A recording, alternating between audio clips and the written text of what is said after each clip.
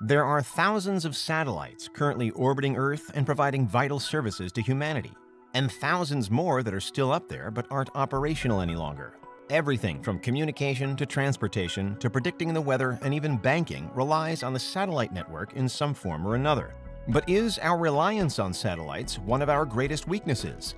This is Unveiled, and today we're answering the extraordinary question, what if every satellite stopped working? Are you a fiend for facts? Are you constantly curious?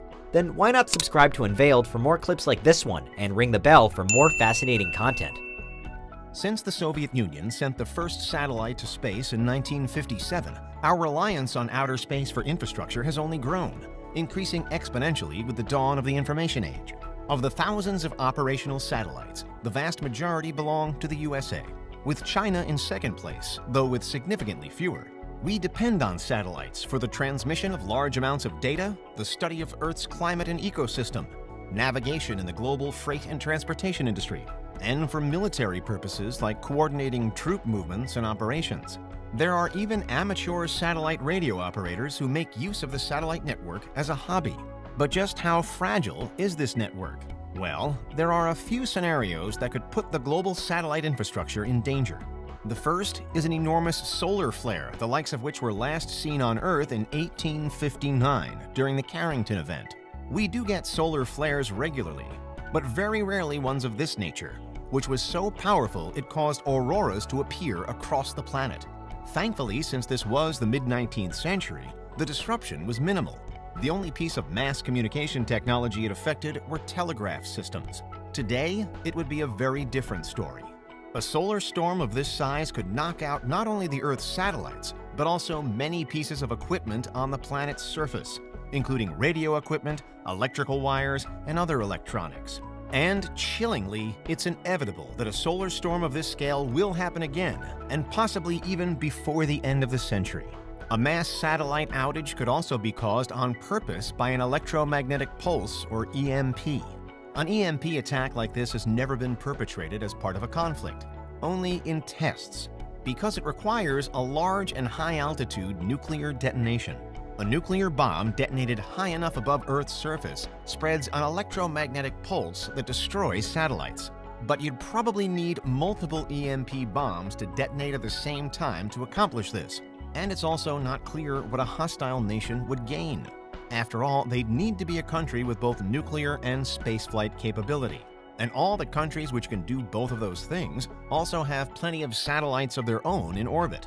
With an attack like this, it wouldn't really be possible to be selective about which satellites get downed. So though it would be possible, the circumstances that would need to align for it to be a viable option haven't yet come to pass. Finally, there's a phenomenon called Kessler Syndrome. Kessler Syndrome is a scenario where the amount of space debris orbiting Earth becomes so large that a domino effect of collisions begins to happen, creating a deadly cloud of debris that would eventually reduce everything orbiting the planet to dust. The more things we launch into orbit, the more likely Kessler Syndrome becomes. But it doesn't necessarily matter how the satellites were destroyed. If the satellites all spontaneously disappeared with no looming disaster or declaration of war, what kind of world would we find ourselves living in? Right away, it would severely affect our communication. Television stations and phones relying on satellite connections would go down, as would satellite internet. This could cause panic, because people would probably believe that something far worse was happening, since they wouldn't be able to access any information. The hysteria could put people in danger where the satellite outage itself wouldn't. Thankfully, not all communication technology on Earth relies on satellites, even in the 21st century. Cell phones rely on cell towers, which aren't part of the satellite network. Satellite internet is also relatively rare. Much of our ability to connect to the internet comes from powerful wired connections and cellular signals. As well as that, any traditional landline telephones that plug into the wall will also continue to work, although the number of people who have such phones is dwindling. If the outage wasn't caused by a solar flare that affects huge swaths of electronics outside of satellites, we'd also still have electricity, and many television stations that rely on traditional broadcasting, not to mention radio, would continue. However, it is true that we don't have the bandwidth to support a complete instantaneous switch back to traditional analog communications. so it's easy to imagine telecoms companies reducing their services to ensure important messages between governments and emergency workers get through. This wouldn't be the end of the world because, again, there's no imminent threat to life that a satellite outage causes in most sectors. And in the sectors where there are, you definitely need comms bandwidth to be rationed to keep people safe. So where does the true danger lie? Immediately, transportation industries would be in big trouble because of GPS. The global positioning system is vital for ships and planes in the modern age to know where they are and where they're going. Without satellites, that instant knowledge would be gone in an instant. This doesn't mean that every plane in the sky is going to crash, just that pilots would need to resort to analog communications like standard radios as soon as possible, as well as using maps and compasses to find out where they are. The same is also true of ships. Luckily, pilots and sailors should be trained in how to do this, and planes especially will still be able to communicate with air traffic control because they have at least 3 traditional radio backup systems. The big danger is in planes accidentally crashing into each other. But with enough work and attention, there needn't be any crashes or tragedies. Within the space of a few hours, all planes in the sky will have been able to land. A satellite failure would also be bad news for ordinary drivers who depend on GPS. If you're far from home and don't happen to have a paper map and a compass, you might get lost. But hopefully, rescue efforts would be coordinated by disaster response teams. In the aftermath, the amount of global traffic and freight would be drastically reduced. The tourism industry could ground to a halt, as only the bare minimum ships and planes are allowed to fly to help keep them safe.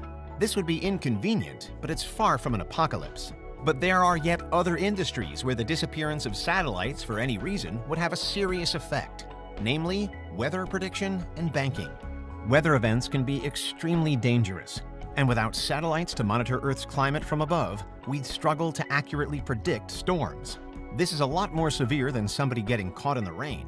We rely on satellites to track the progress of hurricanes and cyclones, and without them, we might not be able to put out warnings or start evacuations and keep an eye on the situation.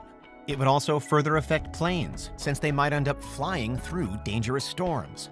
In the longer term, we'd lose lots of vital climate data, which is even more important as we're trying to monitor global warming and extreme weather events. Banking is a little more complex.